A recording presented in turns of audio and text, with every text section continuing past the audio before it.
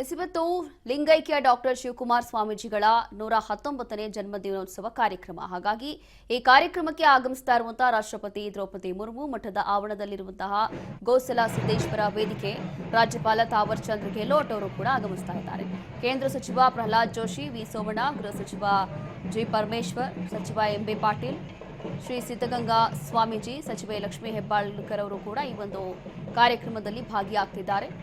ಶ್ರೀ ಶಿವಕುಮಾರ್ ಸ್ವಾಮೀಜಿಗಳ ಗದ್ದುಗೆ ದರ್ಶನ ಪಡೆದು ವೇದಿಕೆಗೆ ಆಗಮಿಸ್ತಾ ಇದ್ದಾರೆ.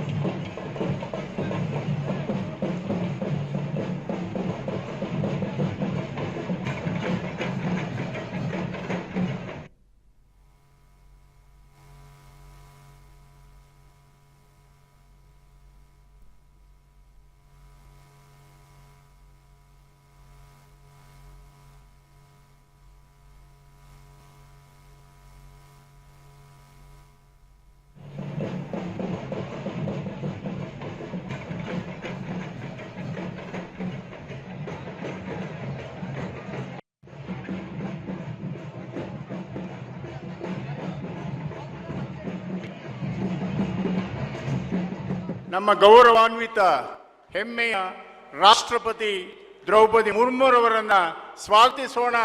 ಎಲ್ಲರೂ ಚಪ್ಪಾಳೆ ತಟ್ಟಿ ಅವರನ್ನು ಸ್ವಾಗತಿಸಬೇಕಾಗಿ ಪ್ರಾರ್ಥನೆ. ರಾಷ್ಟ್ರಪತಿಗಳು ತಮ್ಮ ಸ್ಥಾನದಲ್ಲಿ ಬಂದು ನಿಂತ್ಕೊಂಡ ತಕ್ಷಣ